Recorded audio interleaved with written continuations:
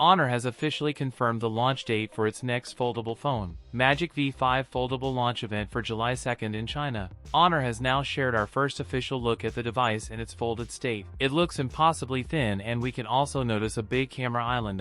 The device appears to be equipped with a large, round camera module on the back. Honor Magic V5 is come in red, gold, and black, white color. The Magic V5 will be just 8.8 mm when folded.